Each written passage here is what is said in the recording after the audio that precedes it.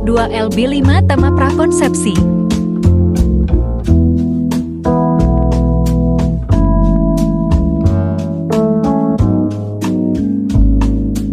Pengertian prakonsepsi. Prakonsepsi merupakan penggabungan dua kata, yaitu pra yang berarti sebelum, konsepsi yang berarti pertemuan antara sel telur wanita dan sel sperma pria. Prakonsepsi dilakukan untuk mengidentifikasi dan memodifikasi risiko biomedis, mekanis, dan sosial terhadap kesehatan.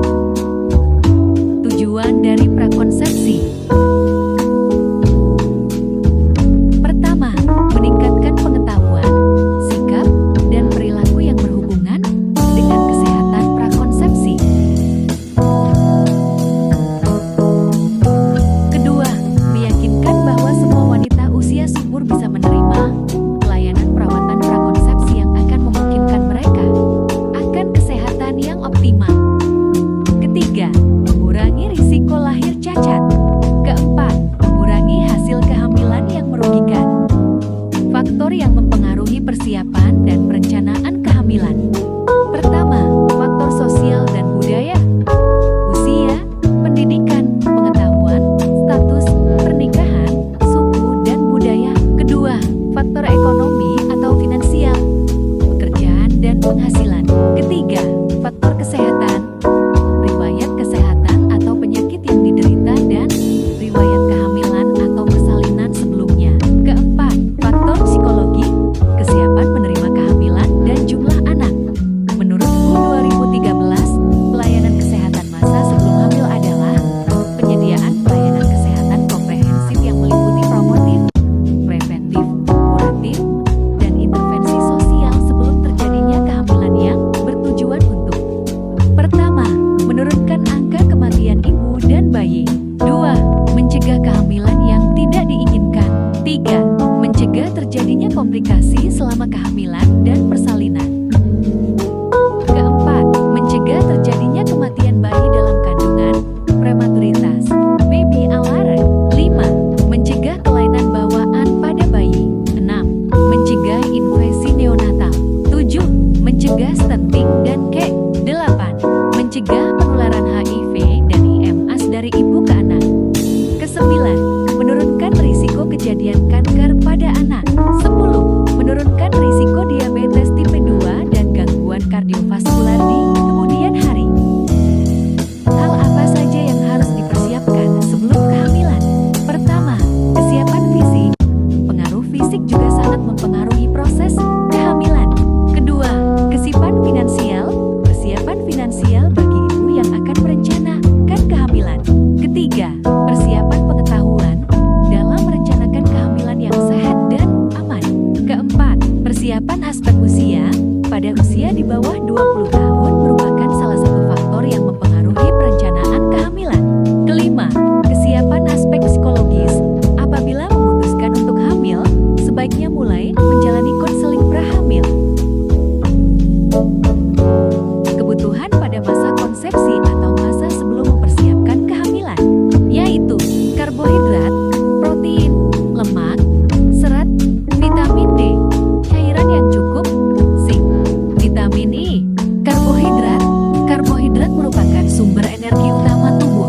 Setiap 1 gram karbohidrat yang dikonsumsi menghasilkan energi sebesar 4 kakal. Protein. Kebutuhan protein pada masa prakonsepsi sebesar 10-30 dari kebutuhan energi sehari. Lemak merupakan sumber energi terbesar dibandingkan dengan karbohidrat dan protein. Serat merupakan komponen yang sangat penting pada asupan setiap orang. Kebutuhan cairan pada setiap orang dapat berbeda, tergantung dari usia, jenis kelamin, suhu lingkungan, jenis makanan yang dikonsumsi, dan jenis aktivitasnya. Vitamin A berperan penting dalam sistem kekebalan tubuh, fungsi, penglihatan, dan sebagai sumber antioksidan. Vitamin D adalah vitamin yang larut dalam lemak dan berperan dalam mengoptimalkan kesehatan tulang serta fungsi otot. Vitamin E berperan sebagai antioksidan dan berfungsi dalam sistem kekebalan tubuh. Screening prakonsepsi dilakukan sebagai langkah pertama untuk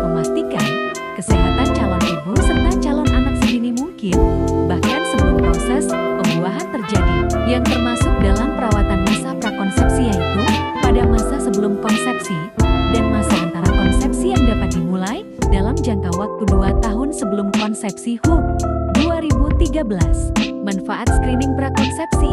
Manfaat dari screening prakonsepsi adalah menurunkan angka kematian ibu dan bayi, mencegah kehamilan tidak diinginkan, mencegah komplikasi dalam kehamilan dan persalinan, mencegah kelahiran mati, prematur dan bayi dengan berat lahir rendah, mencegah terjadinya kelahiran cacat, mencegah infeksi pada neonatal, mencegah kejadian underweight dan stunting sebagai akibat dari masalah nutrisi ibu, mengurangi risiko diabetes dan penyakit kardiovaskuler dalam kehamilan dan mencegah penularan human immunodeficiency virus dari ibu ke janin WHO 2013. Kegiatan pelayanan kesehatan masa sebelum hamil berdasarkan Permenkes nomor 21 tahun 2021 dilakukan melalui: pertama, pemberian komunikasi informasi dan edukasi KIE diberikan melalui ceramah tanya jawab, diskusi kelompok daerah, dan diskusi interaktif dengan menggunakan sarana dan media KIE sesuai tahapan tumbuh kembang dan kebutuhan masing-masing kelompok umur.